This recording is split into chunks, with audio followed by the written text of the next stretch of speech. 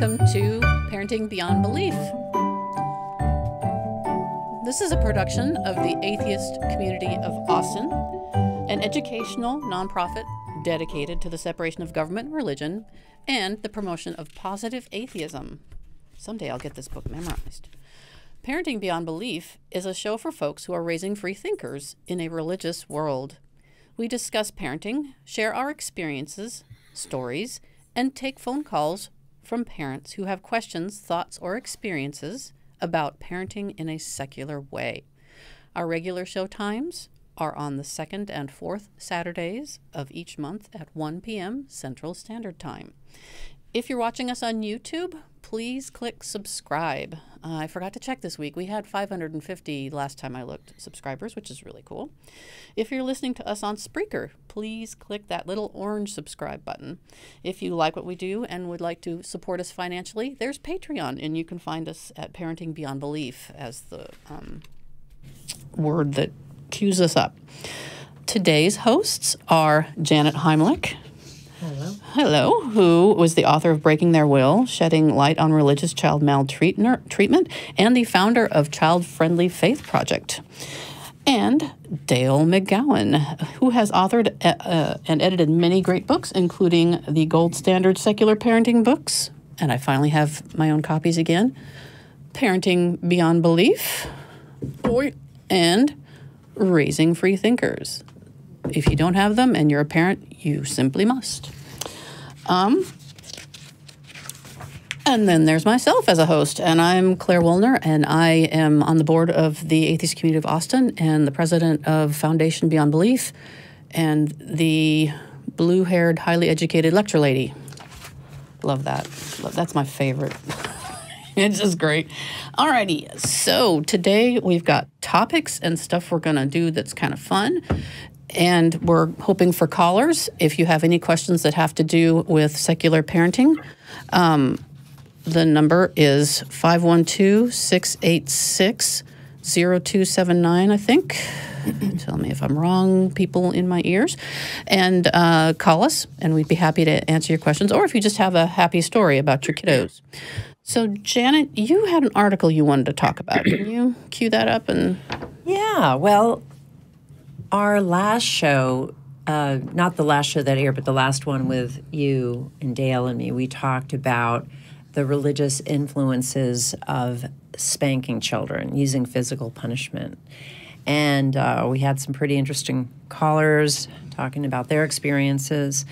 Well, this morning, the New York Times came out with an article that hit on one of the points we spent quite a lot of time talking about, which is this idea that you may hear from a lot of people who favor the idea of hitting children as a disciplinary technique, the "I turned out fine" fallacy.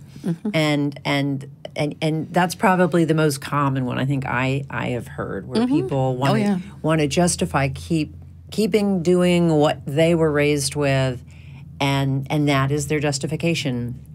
Well, I was spanked and I turned out fine.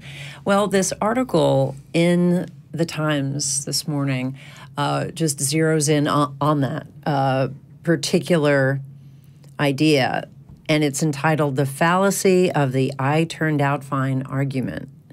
And he refers to the fact that there have been decades of studies on physical punishment involving 160,000 children that overwhelmingly show that hitting children as a form of discipline can be dangerous, unhealthy, ineffective, and lead to all kinds of long-term problems. And so I just wanted to point that out to anyone that wants to check out the argument. But some of the corollary type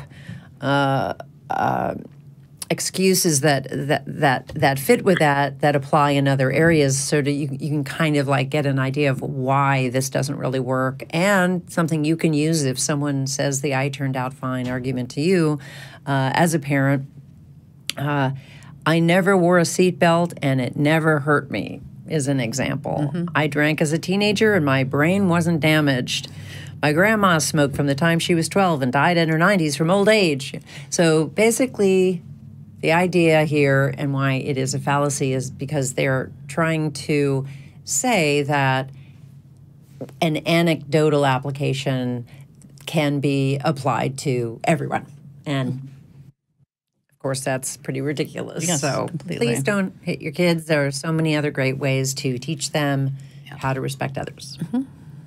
And and to guide their behavior, to groom them to be the wonderful human beings that they're perfectly capable of being without being hit.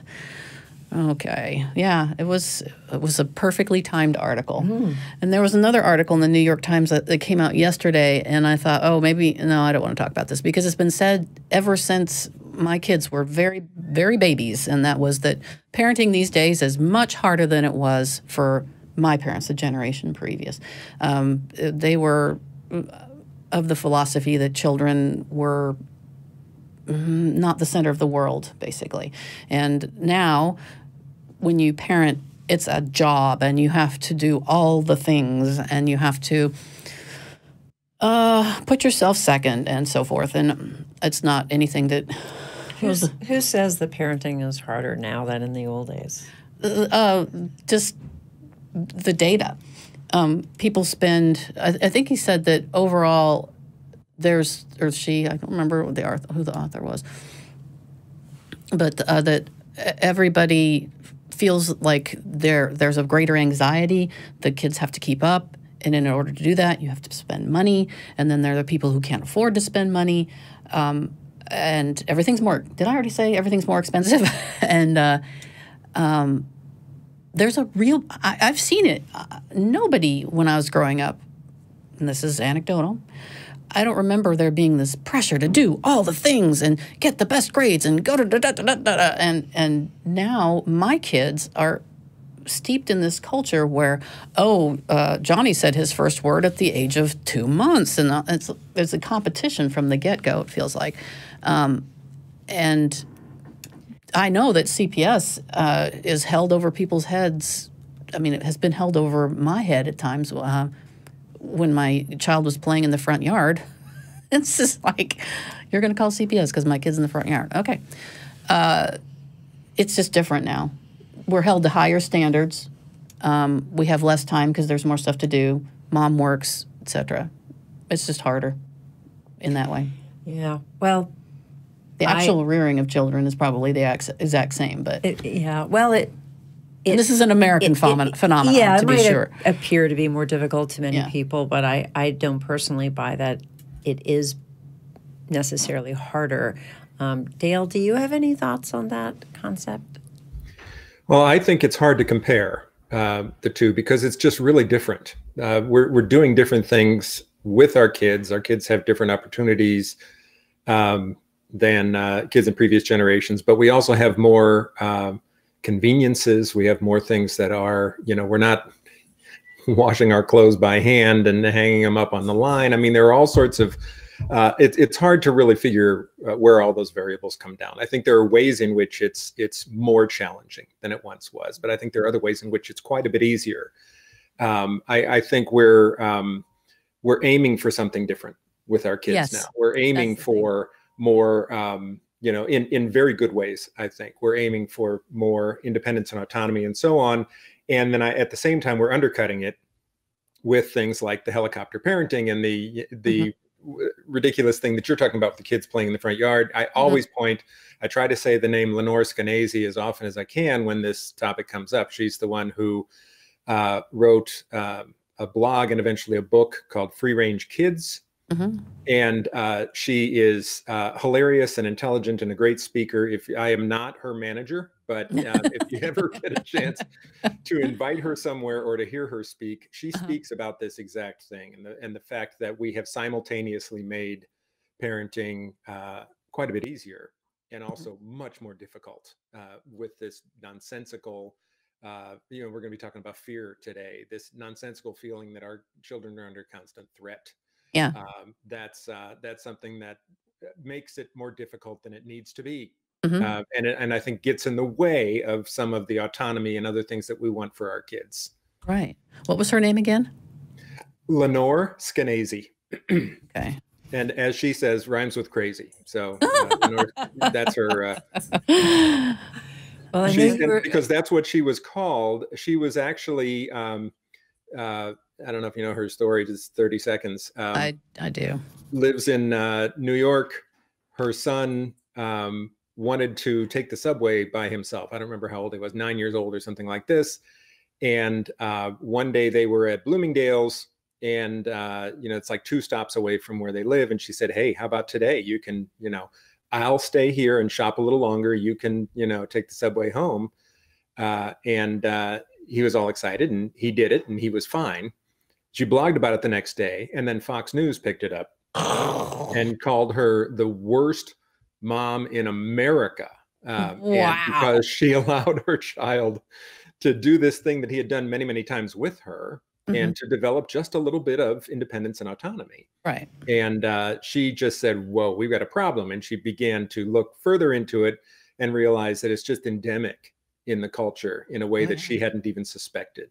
This desire to armor plate our children about a lot of risks that are, either imaginary or greatly exaggerated. well, I knew you were going to put all of that better than I could, so I'm glad that I handed it off to you. I just want to put out the silver lining part of that statement, which is that the goals are different, and in that people actually strive to be better parents than they used to be. And so that's the positive aspect of it. When you strive to do things better, there are more things to think about, more things to learn. You want to achieve, to be better than you were last year and things like that. So I see the nuance. It's more complicated because in the old days there was very little thought put into parenting compared to what there is now. And I think that there are very healthy approaches that don't involve all-consuming fear and is the competition that some parents just totally put on themselves. So anyway, just kind of wanted to enter the positive aspect of it, so that parents don't feel they always have to be groaning about raising kids. Yeah. If you're not enjoying it, you're doing it wrong. Seriously. That's excellently put. Right. When I was in the bathroom once, there's a grocery store here that's very big and kind of poshy, and it has a huge playground and places for the kids to play while you sit with other people and chat, and you can see them. And I went into the restroom there, and there were 2 other women, and they were talking about, grouchy, children, awful, and he wants another one. Oh my goodness, stuff. And I think I was maybe tired or something, and I turned to them and I said, "If you're not enjoying this, you're doing it wrong." That is wonderful. And they looked at me like I was horrible, and I thought, fine, think I'm horrible. I'm right. Yeah. When parents get lost in their own self-aggrandizing trip, they've really misplaced the focus. Yeah, it's supposed to be fun, and don't get me wrong. There are certainly hard parts. There are boring parts. There's tedious parts. But there's so much good stuff there, and if you're missing that, you're doing it wrong. Isn't it all about just putting thought into parenting that did not take place in days of old? Yes. Thinking about, do I really want to have children? Yes, right. Beforehand, is this right for me? Is this right for me? Am I just going along with a cultural norm? So I can then complain about it because, I'm doing what I was expected to do. There's so many important questions that parents should ask. I know I didn't ask a lot of them before I had my daughter, but because I was 41, probably, put way more thought into it than I would have had I had kids when I was in my 20s. Yeah. But when people criticize me for talking about religious child abuse and neglect, How do they criticize you for that? Oh yeah, I get it from staunch atheists. Sometimes I get it from staunch religious people because the nonprofit is called Child Friendly Faith Project, and really what we're talking about is just putting thought into your decisions instead of just going along with these religious rituals, for example, and not thinking about how they might impact your children. Just taking that time. You don't have to read every book on the shelf.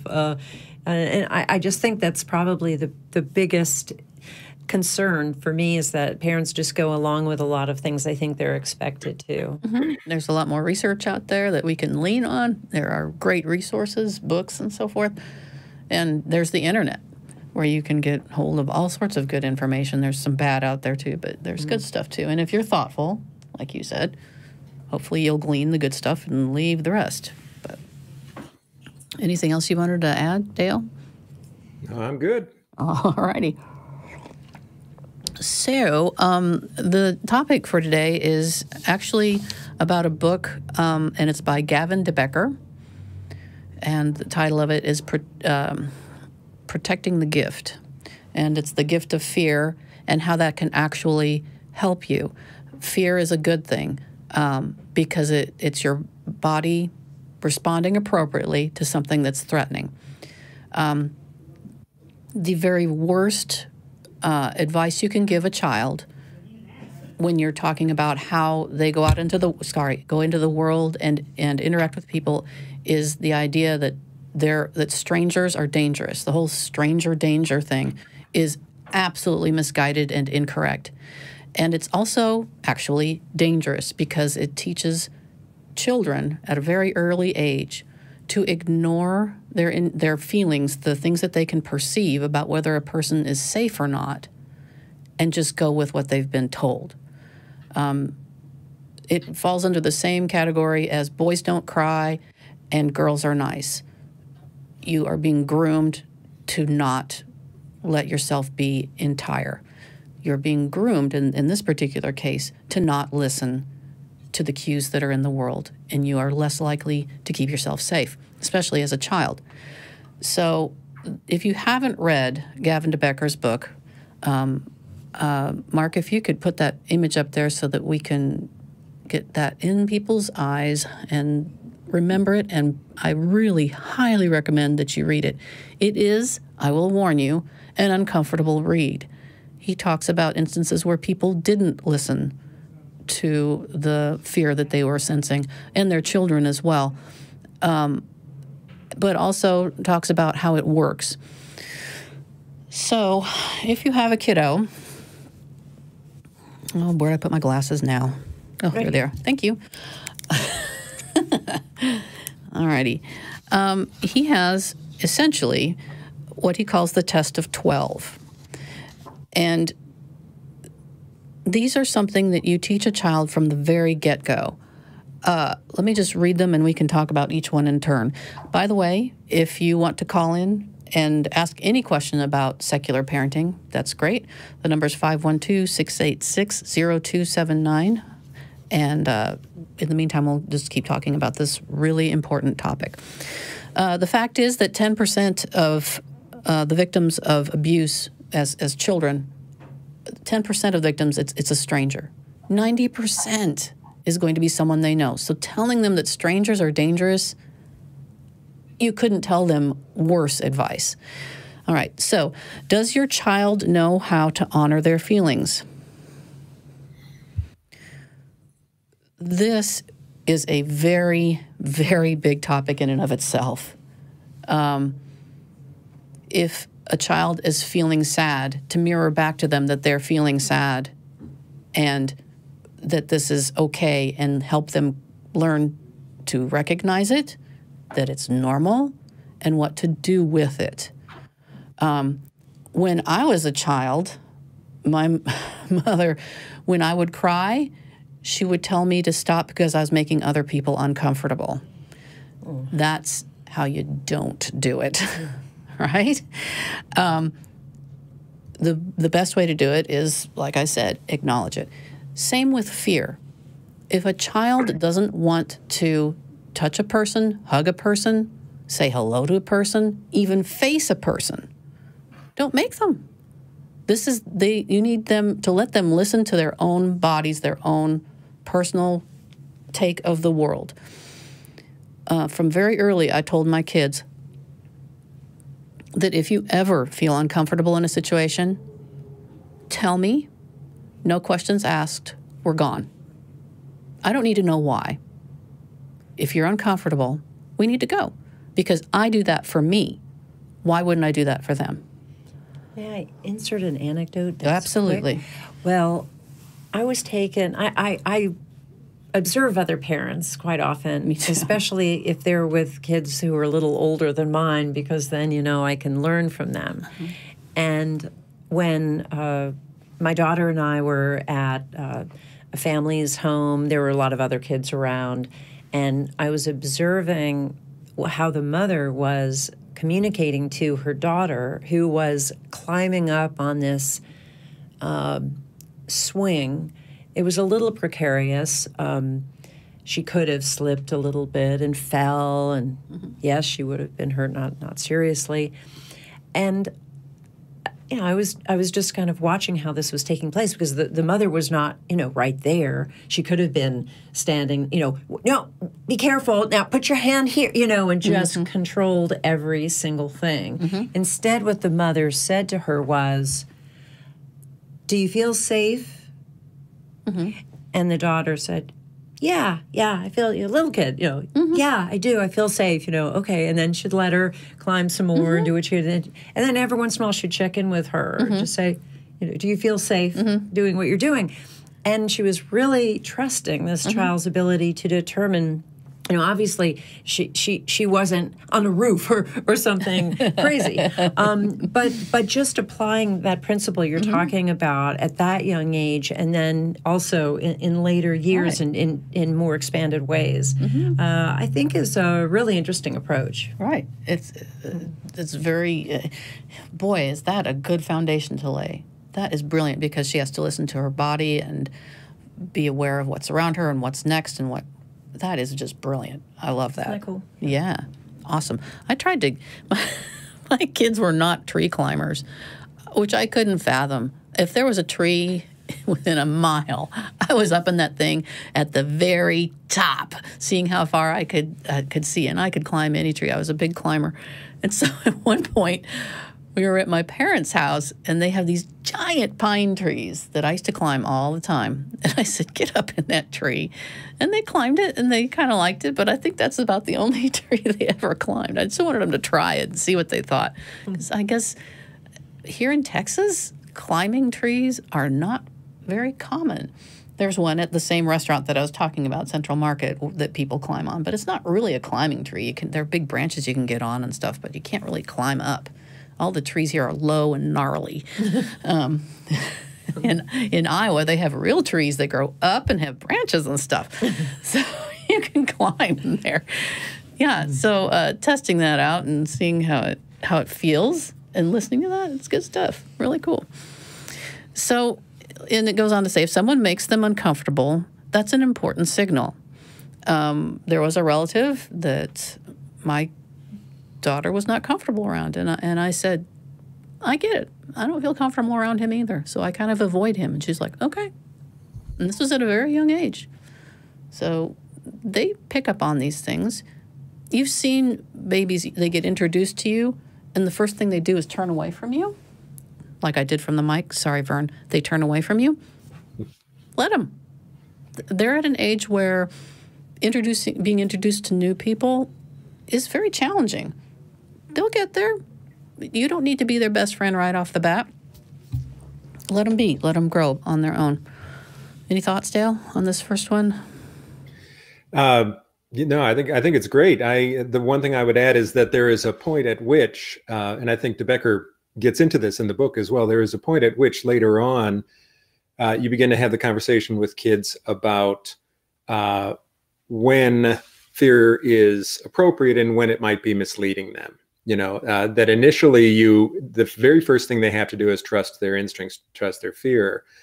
But there are also, for example, you know, evolved fears that we have that cause us to have anxieties that can tie us in knots inappropriately. You know, if you have an overreaction to spiders or to a dark basement or something like this, part of the eventual fear literacy, that you put it that way, that you want to develop, is an ability to see that there are times in which it's appropriate to question our fear as well.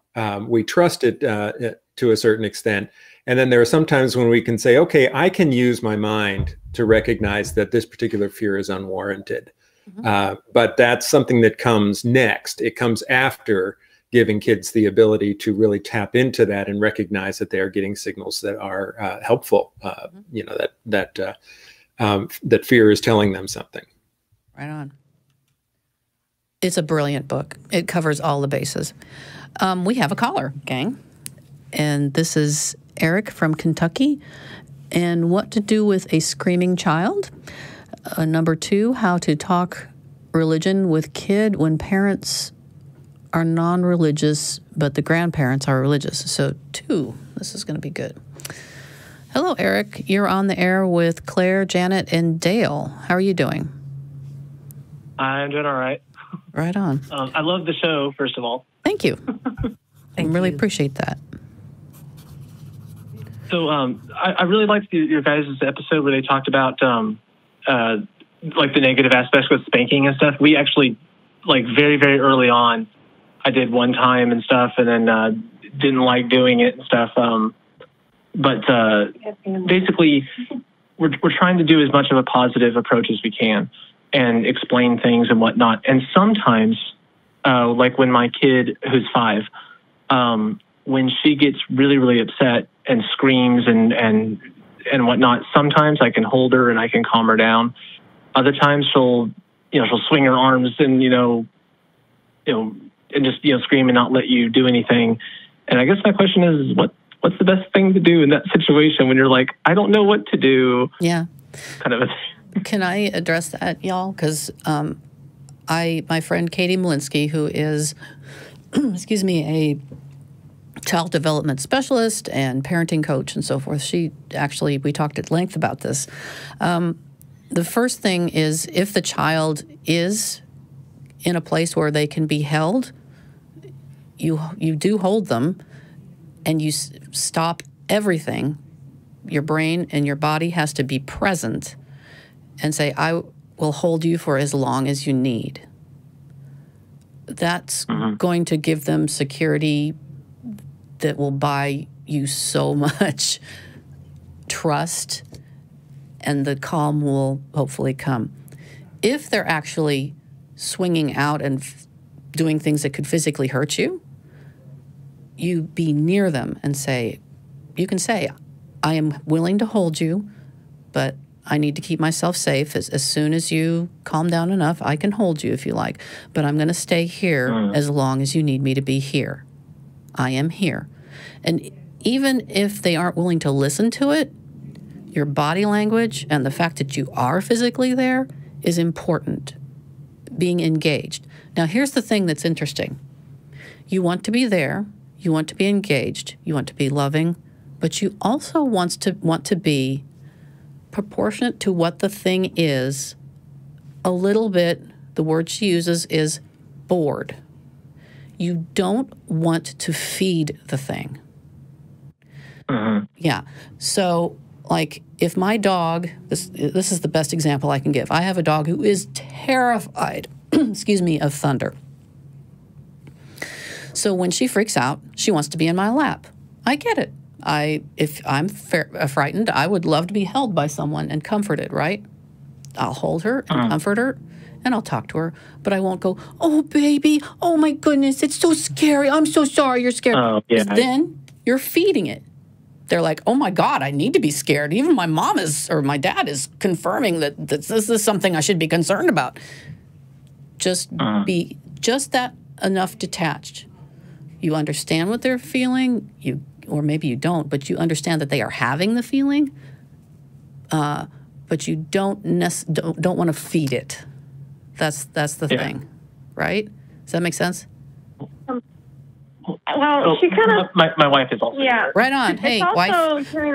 It's kind of one of those, like, she screams at, like, when she's in a mood, she's like, if I'm walking past the TV, she'll be like, no, I didn't see it. Or it's one of those things where she's over dramatic. Brushing her teeth is another. Yeah, it's over dramatic, and I'm like, well, I'm sorry. I walked past the TV, or it's like, my hash brown isn't warm anymore, and she'll still scream over all the things. Well, how old is she? Yeah. I mean, I get it. I get it when she's.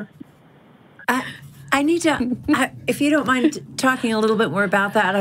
I want to understand a little bit more about what's going on when your daughter is screaming. How would you describe her emotional state at that point? Oh.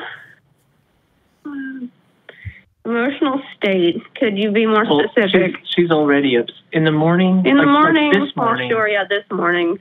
This morning she was pretty. I don't know, rolled up on the wrong side of the bed. Mm-hmm. It's more so like we try to be patient, and we're trying, like, okay, Lydia, what can I do for you? We try to keep it calm, and we try to keep it cool, and like okay. So I can hear Katie talking in my head right now. I woke up. I know exactly what Katie would say. She'd say, "Wow, you feel really strongly about that, and you seem to be having a really hard time. And I'm going to let you have that time to get your feelings out and think about this. But I'm going to go do this." In cases like that, where it's just almost this is kind of this isn't a word that Katie would use, but it feels. It's almost abusive, like, I'm going to drag you into my drama, then you're like, you seem to be having strong feelings about that, and you're having a hard time, and I know when I feel like that, it's really better that I be away from people because I might say something that hurts their feelings or things that I'll wish I hadn't later on. So you just chill and do your thing, and I'm going to go do my thing. Oh, yeah, we try to. Right. And it's a stage. They have strong emotions and big reactions to things. It will get better, I promise you that.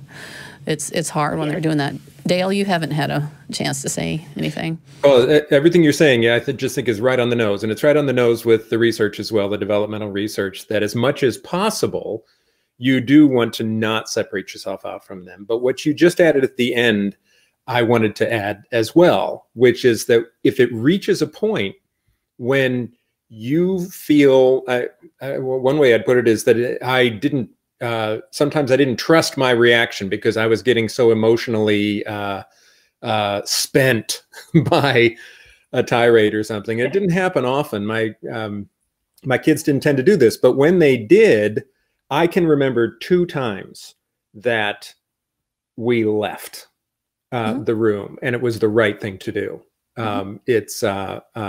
We got to the point where I just thought, we need to go to our corners. We need to be separate, and we needed to both cool off, not just her. I was going to say him or her, but it was it was usually my daughter.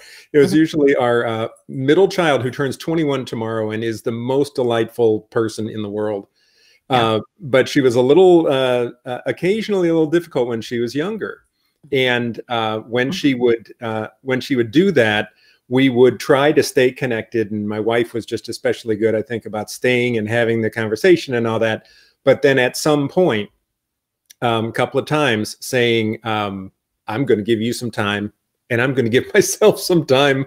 I'll be back. I think that's better than allowing it to escalate, because I think that can happen from the parent's perspective as well. You can just become so frustrated that you get into it. So yeah, it's just a matter of taking your own temperature as you go.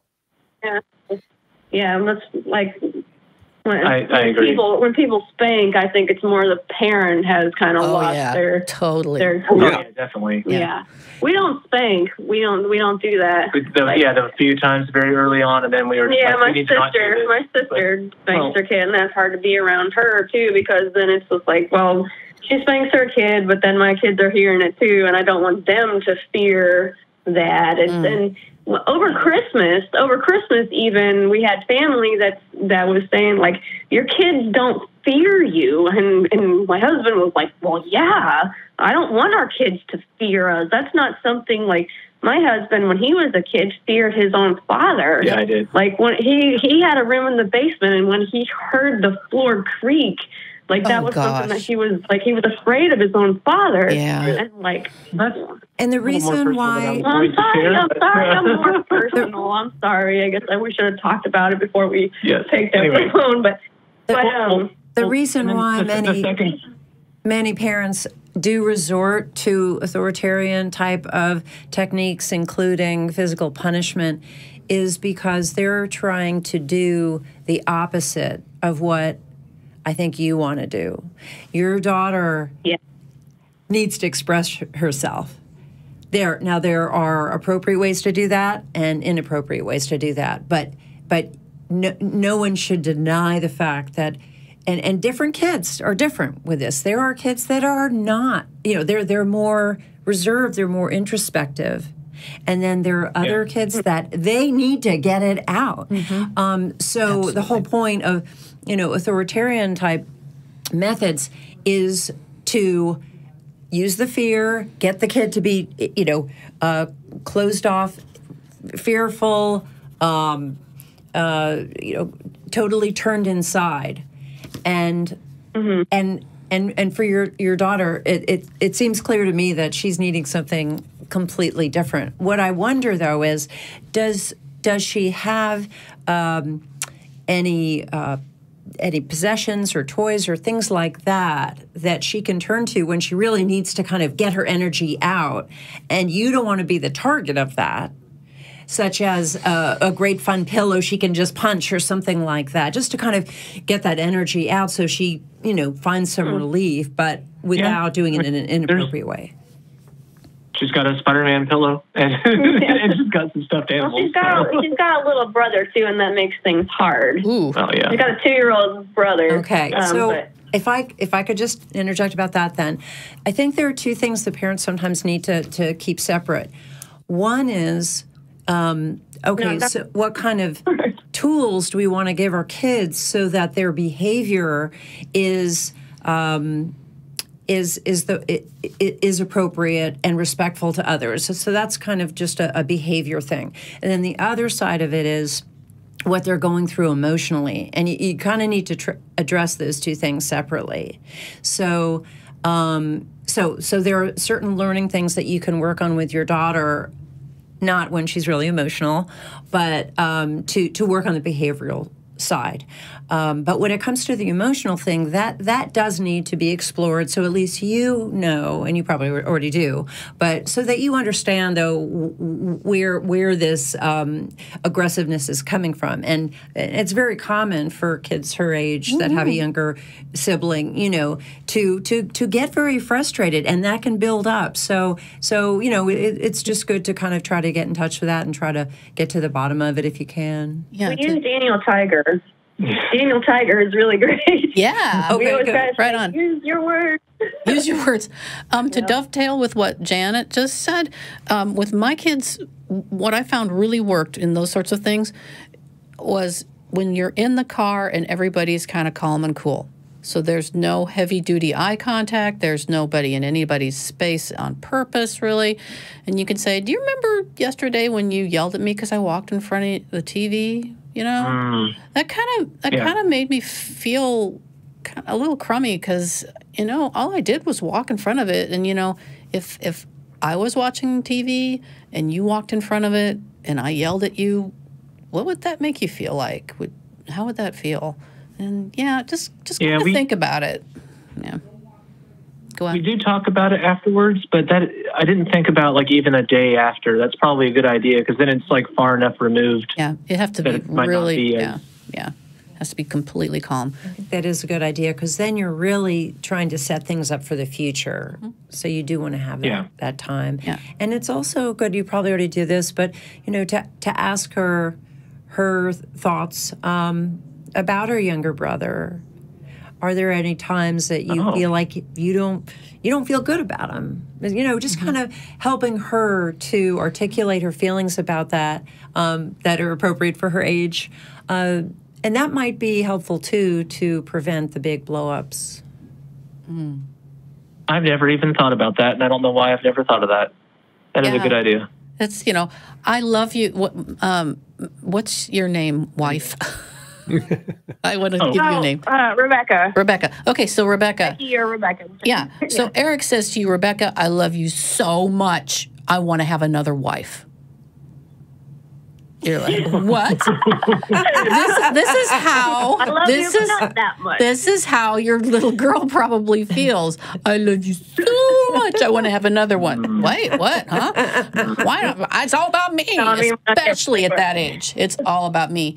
And I have a photograph when I brought my daughter home. My son, I'm holding the baby, and my son's head is in my lap, and he's looking at the camera. And I asked him, I don't remember how much further than that. I said, "What are you thinking in that picture?" He said, "I'm sad."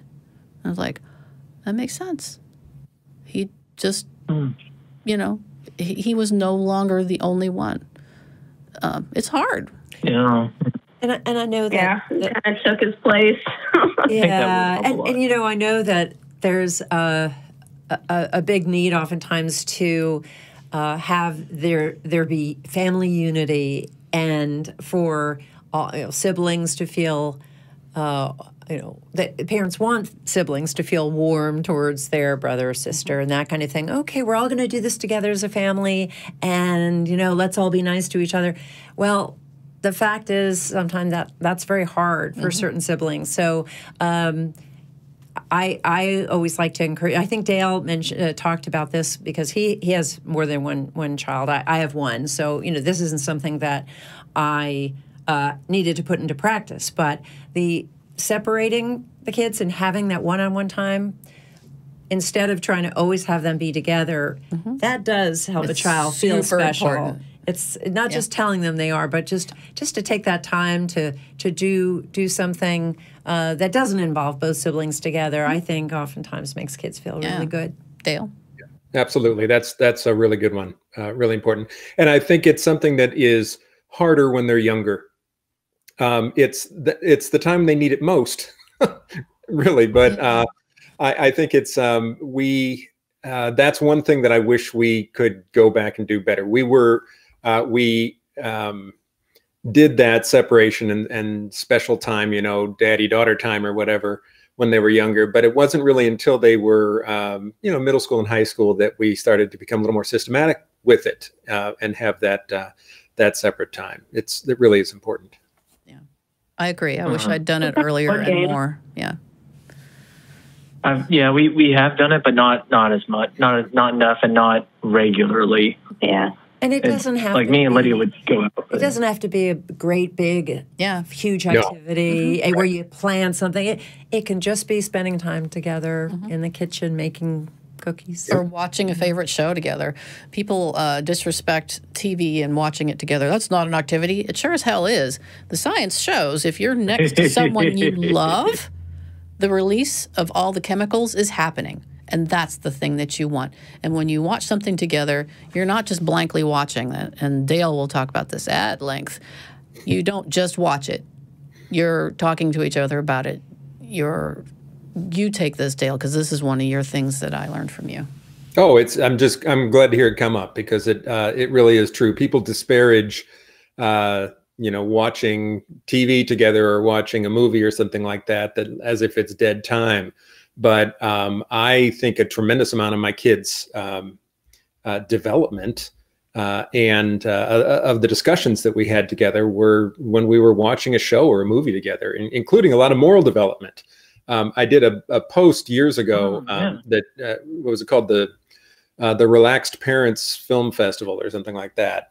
There were a lot of movies that we saw together that I know some relatives of ours and neighbors would have been horrified if they knew that we were sitting our kids down and watching, movies, watching Rain Man, for example, in which, Tom Cruise says the F word every 5 seconds or, whatever else. But those are times when a lot of really great conversation goes on. And I used to be in charge of choosing the movie for our family. Every Friday night, we'd have a movie night, pizza and a movie. And it got harder and harder as they got older or as the, sort of ages were in certain configurations, to find a movie that everybody liked. And so it became a little more common, and it's still true, that Delaney and I, my youngest, will see something together that maybe another member of the family wouldn't like, or my wife and I will watch something. So we sort of pair off, and we start to get some of that devoted time with each other, watching something and experiencing it together. It always enhances my own emotion in something. I will cry at a movie that I'm watching with somebody else that won't budge me when I'm alone. Just the fact that I recognize that somebody else is experiencing that same thing at the same time, I laugh more, I cry more, and I think it's the same for our kids. Janet and I are over here nodding furiously. Yes, yes, yes. That's true. I thought to quickly look up the author of that article that I was talking about, and the one that came out in the New York Times this morning. I have not read his books, but I'm impressed with the topics of his books. He's written many parenting books, and two that look good. They're maybe a little gimmicky, but one is 10 Things Every Parent Needs to Know. Another is What Your Child Needs from You.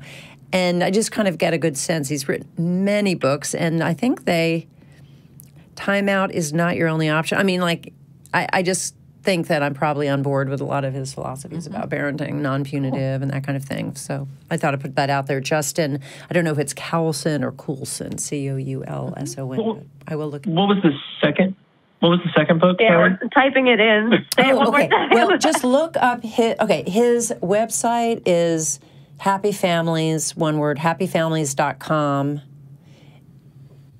and .au, because he's Australian. Okay. So the two that he has a bunch here: 9 Ways to a Resilient Child, 10 Things Every Parent Needs to Know, 21 Days to a Happier Family, a lot of numbers in there. And then this one that looks especially good, What Your Child Needs from You. Okay. We'll check those out. And then I guess our other question, I'm sorry if you're taking too much time or whatever. You're good. But so we live in a small town, and we were Christians all of our lives until a couple of years ago, and parents don't know. And at one point in time, even when I was in college, my dad slightly disowned me because he thought I was not following Christ and I was doing the devil's work, and I don't even know why he thought that. Dungeons and Dragons, no, probably. No, not you say that every time. Okay. No. I had not played at that point. Anyway, I was even in college in a different state, so I don't know why he said that. But anyway, I say that to mean I'm very afraid of my parents finding out, and we're thinking of telling them eventually, but not anytime soon. But sorry, my actual question is, sometimes when she goes and hangs out with my parents, it's when your mother babysits or whatever, she has said things, like one time she randomly said that she loves God. And I was like, I don't even remember what I said, but I was just like, how do you know that? Have you ever met God? But I don't know. Sometimes we actually, what was it? Dale actually mentioned a book that I had checked out one time of the creation stories, which is amazing. The creation stories around the world. But basically, I'm trying to find a way of talking to her about it without, I mean, obviously I don't want to just be like, there is no God, because, who knows? I don't think there is, but, I do want her to be a free thinker. We're pretending. I don't know. Yeah, I have said, Santa Claus. I actually don't mind saying Santa Claus. It's just for fun. It's just pretend and Spider-Man pretend. Like Jesus. One time I said, but I don't know what. I guess what's the best way to say something when she does say something like that? I just try to get her to think, but I don't. Any tips would be helpful. Dale, it's all you. You go, dude. Yeah, well, this was my experience as well. I I think it's most people's, most non-religious people have extended family that's religious to one degree or another. And what I can honestly tell you is that in most circumstances, all the child needs is to know that two people in her life have two different opinions on these topics, that they're coming from two different places. It's almost all the child needs. So if the grandparents are giving religious messages, it's fine. They can get a different perspective from you. And does your daughter know your perspective on the God question? I don't know if she completely knows. We talk about Greek gods, and we talk about how, well, that religion believes in lots of gods, and this religion believes in one God. And that's like Thor, Thor, the god of thunder, and like... Exactly. And that's all great. That is great and important. That's part of religious literacy. What I would do is slip it into conversation. Next time, one sentence, next time she comes home and says something, a religious idea that she got from the grandparents, you say, oh, that's really interesting. I don't believe in God myself, but I know a lot of people do. It's unbelievable how powerful that is. It is really quite amazing how powerful that is. And what will eventually happen then is your child will out you. That's the way it will end up happening. That's the way it happened to me when my son was 5 years old. He was talking to my mother-in-law, very Southern Baptist, born and bred. Her father and brother, Southern Baptist ministers, big deal. And they were playing with Play-Doh one day, and he said, Grandma, do you believe in God? And she said, oh, yes, I very much believe in God. And he said, oh, okay, because Dad doesn't. And there you go. Oh my God. Before the books, this was before I was not terribly out at that point, but then I was. So the thing is to normalize it in advance with your child, at least, get your child recognizing that it's perfectly okay for people to believe different things. And you don't actually have to be anti-religious to the child in order to express it. You just have to say, different people believe different things. And guess what? You get to make up your own mind. That's the great thing. The child will grab onto that idea. And then anyone who suggests otherwise is going to sound a little strange. It's going to sound a little, what? I have to believe what you believe? No, I don't think so. So really simply introducing another fully fledged, I don't mean go into all the details, but own your own perspective happily and readily with your child in a very relaxed way. And that sets the child up to recognize that it's a choice, that you actually get to think about it and you get to make your own decisions on those things. That's all you need. What I love about that story about your son is when he asked your mother that question and got an answer back that was so very different than your belief, his reaction was like, oh, that's interesting, as opposed to, being caught up in fear and cognitive dissonance and, oh no, because we don't talk about it. Just the fact that his response to two different ideas coming from two different people was normal and fine, just as couldn't be better. Right. It's what you want. Yeah. I'm sorry, Rebecca, go on. There was a time that I had to go to the hospital and when I came back, Grandma was like, oh yes, we've been everywhere. We've been to heaven a few times. We've been in the ocean and all these things. I was like, yes, pretend is great, isn't it? Ooh, nice. Yeah. Oh but I had one more question. Okay. And that was, I want a link to why spanking is bad and how it can in your sexual development even, and basically to the study that you mentioned a few weeks ago. A few weeks ago, you had a study of why it's bad even for your sexual development. It was something that I didn't catch. I didn't bring my stuff from last. Yeah, I've got the name. Really, all you have to do is Google the name of this researcher, Elizabeth Gershoff, Gershoff. She is at the central node of all of this conversation. So if you Google her name, you're going to find a lot of other people talking about her work. You're going to find her and find links to her research. Elizabeth Gershoff is where you start with that. There's a lot of good research-based work that is all centered around her. So that's really the best thing. Whenever I need a memory aid, I need to remember something that was said about corporal punishment, I put her name into Google. That's it. And it boom, oh yeah, then there are the resources that I want. That's the place to start. Cool.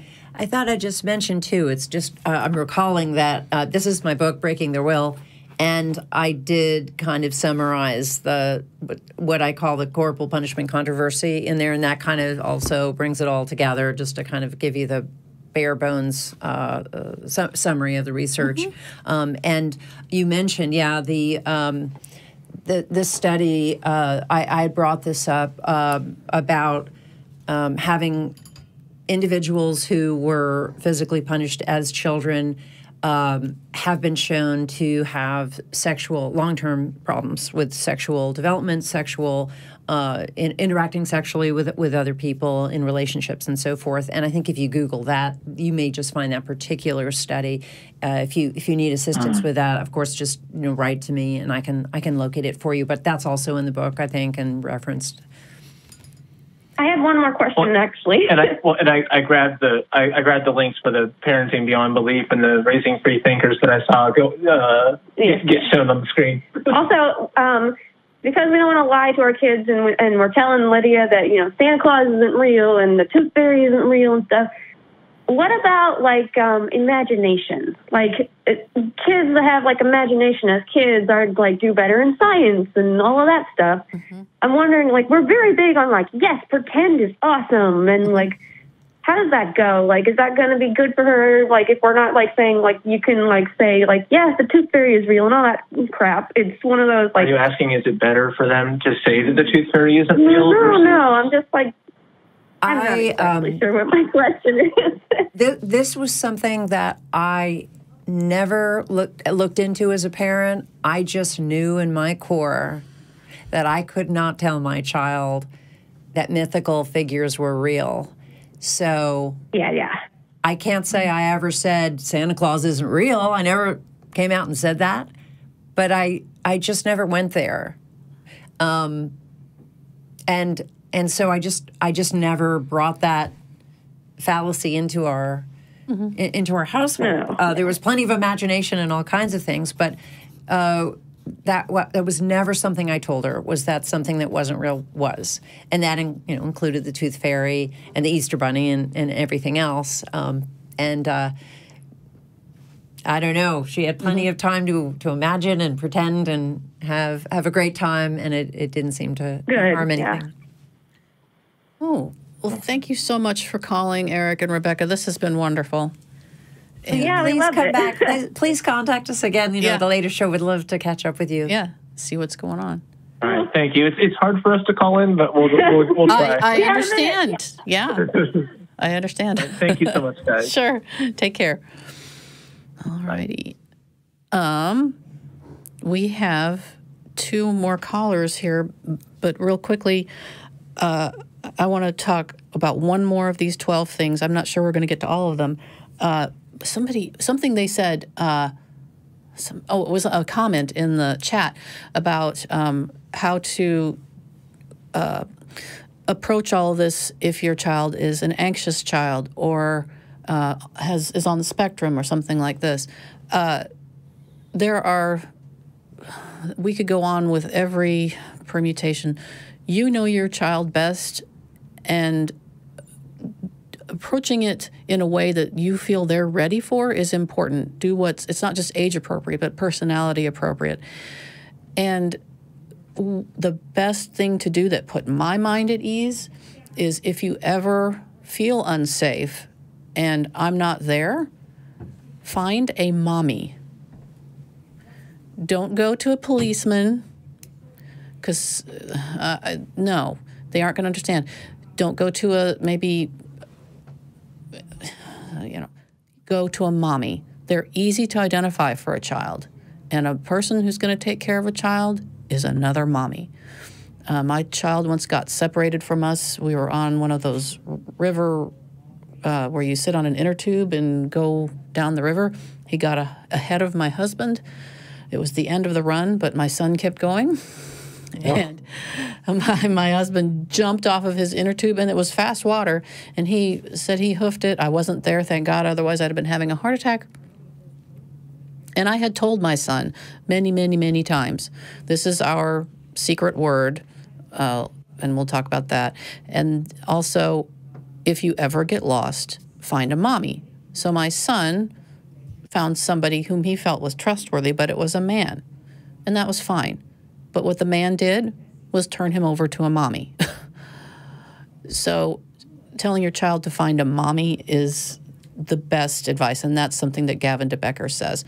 I just wanted to clarify one thing, that I think that's really great to give a child something positive to look for, finding a mommy, for example. There was something you said, I don't go to a police, but I think that you weren't saying, here are all the list of people not to go to, or turn it into a negative like that, because that it kind of introduces the fear factor thing to say don't go to this person. No. Yeah. So I think I'm saying to the parent, don't tell them go to a policeman. That's what I thought you meant. That was the old way. Yeah, I just wanted to clarify that. Go to a policeman or a person in authority. That was what right. We were supposed to say. But no, tell your child go to a mommy. Dale, are you champing at the bit to say anything? Nope. Oh no, just nodding. Okay, good. And the safe word is when your children are young, sometimes you can't be there to pick them up and you send somebody else. This is a common thing. They have lists of people who can pick up your child and all of that stuff. But so that your child knows that the person is okay to pick you up, just saying you know the person clearly isn't going to help, because most problems come from people that the child knows. So if I have my children, and this is another Gavin DeBecker thing, you tell the child that if I have said that I will be there to pick you up, and then someone else shows up, usually what I would try to do is get hold of the babysitter or the whoever and say, Susie Q is going to pick up my kid instead of me. And then they would hopefully tell him. But that person needs to have the secret word for you to go with them. If they don't know the secret word, they can't go with you. And we had a simple, easy to remember, completely random secret word that we still have. And so that helps with that potential hole in the dam that you have to plug up. Alrighty, so the next thing on here, and this is a tough one. Let me set it up. Okay, think of somebody in you and your child's life who is integral to your world.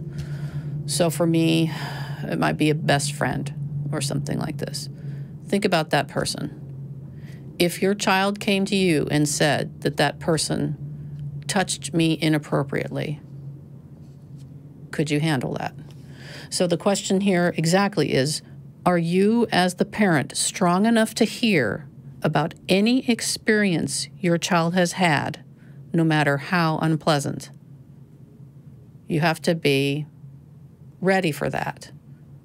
And your reaction is important. Reacting strongly is the wrong way to do it. Gavin DeBecker goes into this way more detail than I can go into. But I can tell you that strong reactions, you can imagine, are going to be bad for the child. It's going to upset the child and make the child feel that they've gotten themselves in trouble or the person in trouble. Calm and cool. So there's that one. And can we go to the next caller, who that is would be good. Frank from Arizona. He saw a documentary on male infant circumcision. That's on Netflix right now, y'all. It's called American Circumcision. American Circumcision. Where do hosts stand on this practice? This is going to be Janet's call. Hey, Frank, how are you? You're on air with Claire, Janet, and Dale. Hi, hello there. Hi, Frank. So you had a question about circumcision? Yeah, I just saw you mentioned it, a Netflix documentary on it, and it was eye-opening. It was interesting to get a look at the practice and really get to grips with like what the effects of it are. And I guess I just wanted to get I wanted to talk about it. I just wanted to talk about it. I feel like it needs more attention because this is something that was surprising to me, and I feel like a lot of people need to know about this. So I guess I'm curious about your thoughts on it. I saw the documentary last week or a couple weeks ago, and I loved the fact that they made this film. I've worked with a number of people who were interviewed in it. They have been some of the most prominent activists in the U.S. I mean, for decades, and they've just been trying so hard to just get Americans to see that this practice that only is done routinely here for the most part. But almost without exception, it's really just an American ritual or procedure, whatever you want to call it. Interestingly enough, a colleague of mine just wrote an article on a legal case, where a judge last November determined that the federal ban on female genital cutting was unconstitutional. For years, this country and most states have had a ban on female genital cutting. Americans can recognize when something is abusive if it's justified with a religion that they're not familiar with, or culturally justified in such a way that it's not something they were brought up with. But when it happens, in the sea of their upbringing and their communities and that kind of thing, it's hard for them to see when something is abusive. When I was first writing Breaking Their Will, I didn't think I was going to write about circumcision.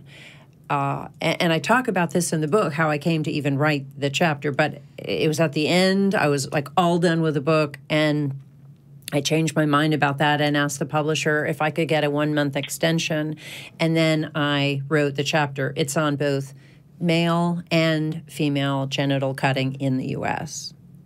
I'll just first say that for many, many years ago, when male genital cutting was starting to get popular, it actually was religiously motivated, even though most people that circumcise their boys now do it for cultural reasons. And the religious influences had to do with Puritan ideas about sexual purity, and the idea that if you don't want your boys to touch themselves, you will have to circumcise. It also was extended to girls in this country. Most people don't know that there were girls that had clitoridectomies performed on them. In fact, Blue Cross was covering that procedure until the 1970s.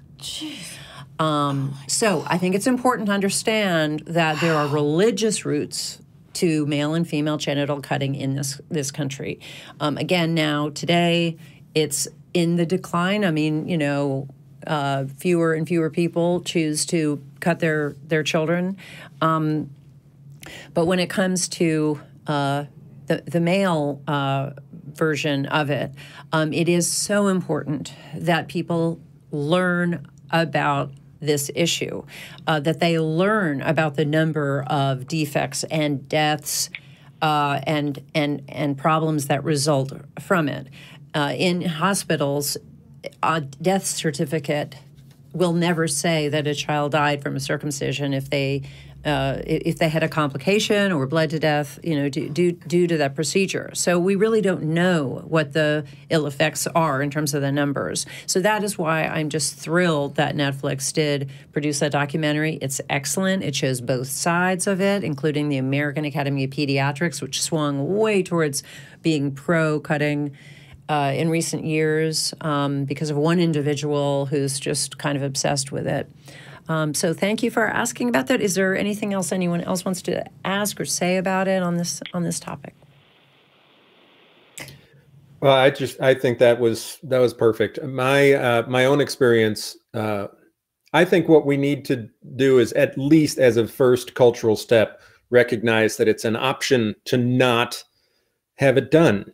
It's not even recognized as an option so much at this point. When my son was born, so this is 1995, 23 years ago, I hadn't really thought about the issue. And the very first time I did was when, after we'd been up through the night and had the delivery, and then a nurse brought me a clipboard and said, "Are you having him circumcised?" And I hadn't even thought about it. And I said, "Yeah, I don't know." And she said, this line is perfect, "Most people do." And so in my foggy state, I grabbed the clipboard, I checked the box, and there it was. Yeah. And I wish I hadn't. In retrospect, I wish I hadn't. But that to suggest, when somebody's in that bleary state, that you have to make this choice, this choice that is kind of big. And they hand you the idea that most people do it. Well, if you haven't thought about it, if you haven't really had that presented as a choice, you're going to just do what most people do, because it's just not a moment in which you're able to necessarily muster the strength to say, "I haven't thought about this, but I'm going to go against most people." So that first step, like you said, just having the documentary out there, having the conversation going, I think is so important. It really is something that needs to first be a choice, and then eventually just end. It needs to not be done, because there's no point in doing it. It entails risk. It entails the likelihood of diminished sexual experience. There are all sorts of reasons to not do this. Yeah, and I'll add one more thing. The number one reason that I always hear is, "Oh, I want my son to look like me." My mother is fairly small-breasted. Should I have my breasts augmented so that they are like hers? Because otherwise, it just wouldn't be right. What the hell? I mean, if you don't look like your father, what, are you going to have plastic surgery on your face as well? They don't think about it. That doesn't. Yeah, that's an odd one. I've heard that too, and it's very strange. It doesn't make any sense to me. Weird. And now that the AAP has gotten involved with their new ideas, they're another justification that you'll hear very often is, well, isn't it supposed to prevent all these diseases like penile cancer and UTIs and HIV and all this kind of thing? Well, a lot of those studies, some of them which were done in completely different cultures, like in Africa and so forth, a lot of them have been debunked. But just the concept of choosing to remove healthy tissue from a child, and when they're a newborn is the most dangerous time to do it. So for those that are thinking about it, know you can always bring the child back and do it in the doctor's office. So that's one thing to keep in mind. But what I always tell people when they say, well, isn't this supposed to be healthy for my child? They're going to, get fewer diseases later on. And I said, my response to that is when we make medical decisions for our children, we usually address a problem. It's usually not done for it. Most of the preventative surgeries have been shown to be completely wrong, like taking out tonsils and things like that. Just about everything in our bodies, has a really specific purpose to it. And so I compare that to, I had a girl, and the equivalent to that would be for me to say to my doctor, I don't want my child to have ovarian cancer. So just to limit that possibility, could you take out one of her ovaries? That would cut it down probably to a 50% chance that she will have it, right? It's just not the way medicine works. And so this idea that we're now going to use all these studies that have done millions of dollars have been poured into these studies on circumcision, it's really better to address medical issues as they arise and not remove body parts because you don't want something bad to happen to those body parts. That everyone should be able to agree to is, let's permit circumcision and we'll make it the child's choice when he turns 18. Right. Yeah, thank you. Glad for saying exactly zero people are likely to choose that. And when you recognize that, the fact that, you know, it's not something that this child would probably choose for himself at 18, then that to me says all you need to know about whether you should do it when the child is 1 day old or 3 days old or whatever. Amen. So, yeah. So this is all great stuff.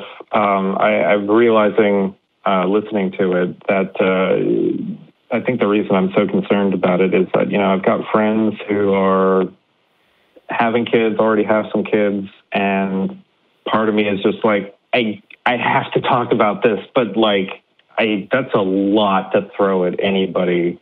Like, how do you approach that? Because I don't want to like shame them or anything like that, but I feel like they've got to know this stuff. You could just ask them, have you seen that thing on Netflix about circumcision?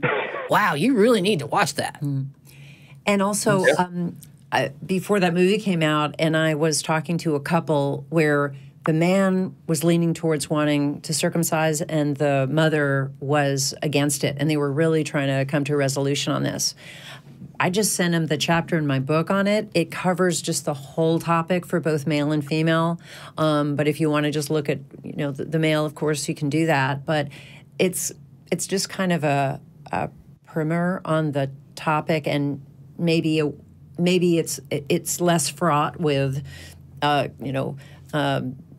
concern about your relationship if you were just to present something in writing or suggest that they watch the Netflix film as opposed to trying to get into, because I have, you know, it is the U.S. where people feel really strongly about it simply because it's been done for decades. And the same thing was true in China when they were, you know, mutilating the girls' feet and doing the binding, foot binding, and that kind of thing. It just was what everybody did. So it's hard for people to really step out of that and really look at something clearly. But if you can extract yourself from the situation and just present some learning materials, that might be helpful. That's so smart and so simple. Thank you so much for your call, Frank. Thank you also for just caring about this issue and other babies. Right. Thank you. Really great. And well, good luck talking to your friends. I hope you have an impact. Right. Well, there's one organization I just should quickly mention. It's called Doctors Opposing Circumcision. There's also Jews Against Circumcision, if I have that right. If you Google those, you'll find some really good organizations that provide excellent information, especially if they're Jewish. You may want to send them to that one site. Cool. Thank you. Thank you. Thank you very much. All righty. Take good care. All right. You too. Bye. Bye. All righty. Just on this real quick, the Gavin de Becker test of 12 things that you need to be aware of. This is a big one. How many of us have heard parents say, oh, don't ever hit anybody? Wrong. Wrong. Does your child know it's okay to strike or even injure someone if the child believes they are in danger? And you'll support any action it takes as a result of feeling uncomfortable or afraid. I've told my kids, and I hope everybody who has children has told their kids, hitting is not okay unless someone is trying to hurt you. And then you just go to town. Use everything at your disposal. Teeth, nails, screaming, kicking, etc. The whole "don't be violent" thing, hogwash. You may have to defend yourself. I think that's an especially important message for girls. Yeah. Since they're so often taught that they're supposed to be nice to everyone all the time. Yep. Some girls are taught that. Yeah. So.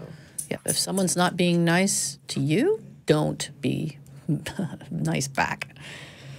Alrighty, we have another caller, and this is Shay from Illinois.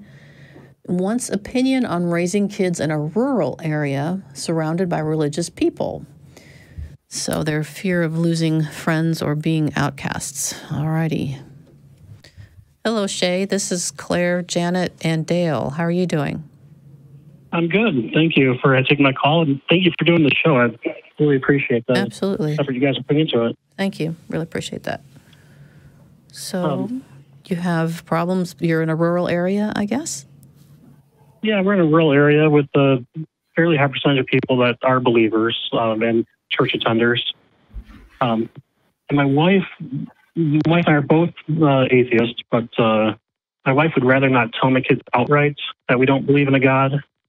We don't discuss religious topics at home, or Christian topics at home that much. I would give them some education on other religions as well.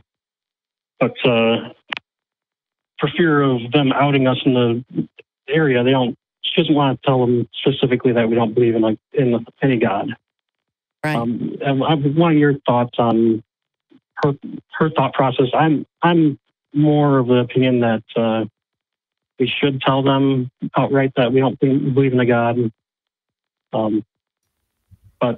Yeah, just like your opinions on this, and hopefully resolve this a little bit for us anyway. Yeah. Dale, this is your area of expertise. Yeah, well, as far as the kids go, I really always strongly recommend being forthright about your point of view. It pays tremendous dividends down the road for you to own it, to normalize it. That's one of the main things, is to simply be able to help them see that it's just another choice in terms of worldview. That will also help them when somebody else, when a believer comes to them and expresses, shock and outrage at the idea of non-belief, and they're able to just very calmly articulate, "Oh no, people believe different things. It's perfectly fine. Very good people also don't believe." As far as the community itself goes, I haven't lived in a rural community myself, but I have talked now to thousands of parents over the years. And one of the things that comes up a lot is the idea of social capital in rural communities, of the community aspect of the community, connectedness between people, that is so important. That is something that religion gives expression to. The church can become a locus, a sort of focal point of community, but it's really the community and the social connections that keep people coming back. Whether they would articulate it that way or not, this is what sociologists are finding more and more, that the reason people go to church has more to do with the other human beings in the room than it does with the theology. So one of the things that a lot of people have talked about being really useful is making sure they're building the community capital, the connectedness between themselves and other people in the community, that they are building friendships, that they're building supportive relationships, that they're out there helping people when they're sick, that they're seen being good parents, and kind of all those good things that you're probably doing anyway. But that will be the context in which any future discovery that you are not a believer is placed. If you've established that in advance, like when we moved to Atlanta 11 years ago, we lived in Minnesota, then we moved to Atlanta, not a rural area, but it was a conservative area. And we immediately established a lot of really positive relationships with our neighbors through our kids, parents of other kids and so on. And then when eventually word gets out that there's an atheist among us, it's in the context of this guy that they already know, this family that they already know and respect. So it's sort of a two-pronged thing, being very normal and out with your children, and then establishing this context with the rest of the community that will put that difference in belief in perspective. It will put it into a context that's helpful. It's also something that helps a great deal with extended family.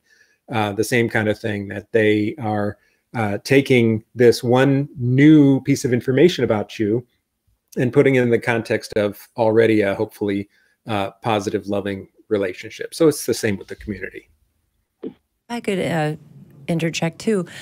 I did spend some time living in a rural area, and it was like most rural areas, very religious, but they weren't all the same. There were people who expected everyone to go to church, and those people would have been, judgmental had I said, we don't go to church, that kind of thing.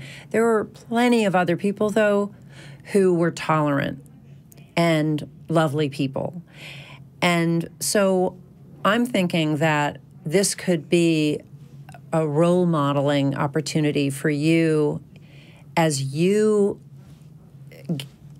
build on friendships in this community.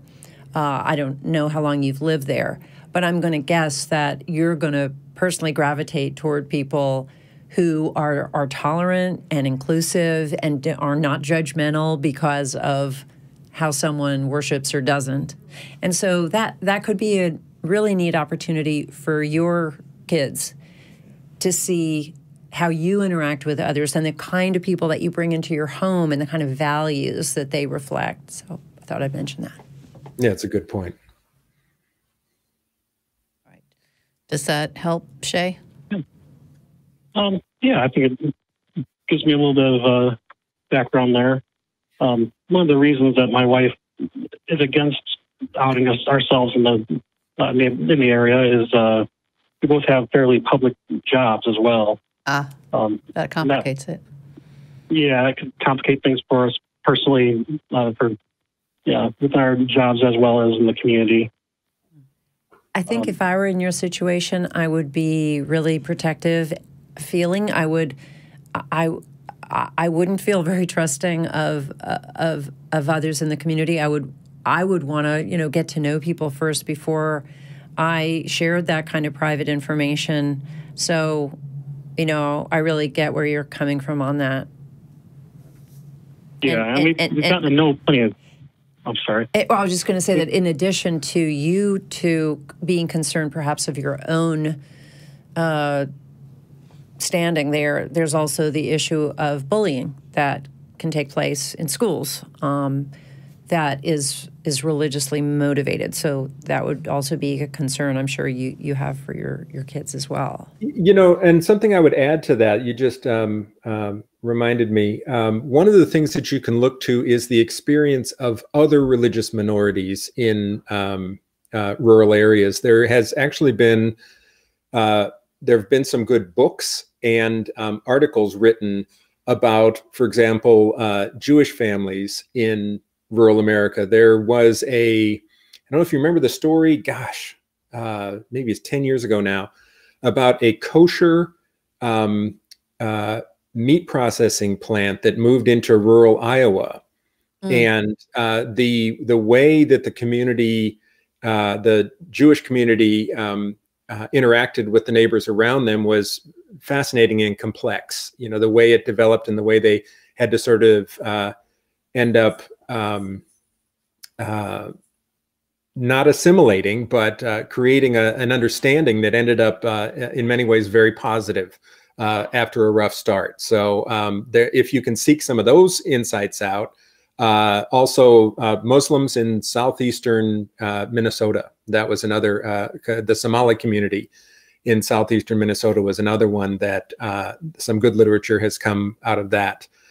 So learning from the experience of others who've been in that same kind of situation, seeking out those articles online and books and such is a good thing to do. And I'm sorry to add one more thing to this because I know we're getting short on time, but I feel like this has been glossed over a little bit, so I want to make sure that we just call it for what it is. Dale was talking about the importance of having these kind of discussions within the household, and I do think that's really important. Along with that goes with what kinds of things that you all can talk about. Do you have one child or two? I forget. Oh, we have a few. Three. Oh, okay. Great. Yeah, we have a house full. Great. So I think the answer is not to let's not talk about this, let's not be who we are, similar to, say, some family from Ethiopia that settled in your community and then they were never to, celebrate their customs and speak their language or that kind of thing. I mean, you all have your values, and I think that having the discussion, not only being about your philosophies and worldviews and things like that and having interesting talks, but also discussions about, okay, so how does that feel to look upon the world as we do and know that not many other people around us here do that? What's that like how does that feel? So I say, open up the conversation as much as you feel is helpful to your kids within the confines of your home. Yeah, that's good. Yeah, I completely understand that. Excellent. I appreciate your time. Absolutely. Thank you for your call. Thank you. Good luck. Thank you. All right. A lot of people who call us are from small towns. Right. Okay. And one more thing that I just thought of is that no matter where you are, usually there is a community somewhere for secular folks. And they come in a lot of different flavors. You can go to Meetup and look up free thinkers, free thought, atheist, of course, and there are a couple of churches that are actually friendly to atheists usually, and that's Unitarian Universalism, and then also congregational churches are usually friendly to atheists, I think. And just very liberal Christian churches, I think in their area, they're going to be pretty limited. And then that's where I think, too, social media can be really helpful, where you can find your community online in a group. Sometimes that is the only way that people find others of like mind when they're in very small rural areas. Right. You may have to do some driving. And I also know of friends whose synagogues are not religious, or they're a lot of the people who attend. It's more Liberal. of a community thing. Yeah. So there are ways to find community usually. I understand that sometimes it could be very hard. I'm not sure where my in-laws are from, where one would find that sort of community. So I understand how difficult that can be. Alrighty, I just wanted to do one more thing on this list, and then we'll have to go.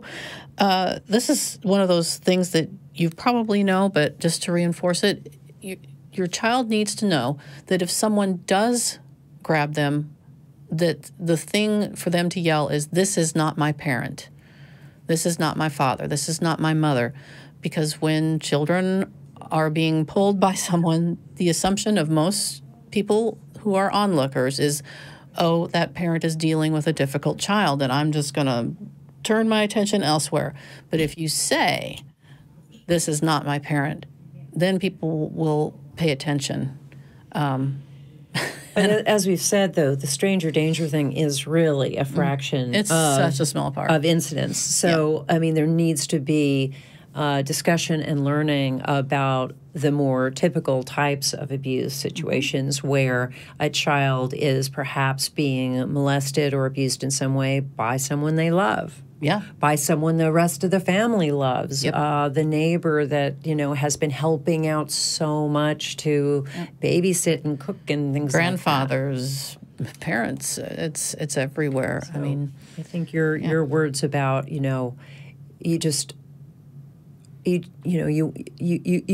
want there to be discussion before something happens about what a child should do if they just don't feel right around someone, and just having that child feel safe and coming to you or another parent or someone that is is trustworthy, is of critical importance. And then, of course, when they do, as you were saying, just listen. They're giving you very valuable information at potentially a huge cost. Be sure you give them every ounce of your time to hear what they're saying. Right on. And then respond. There's a lot of we probably could we could have devote another another show, but you just, it's so important not just that children are safe, but that they feel safe. Right, exactly. Okay, any other last words, y'all, before we say goodbye? All right, so I want to thank Janet.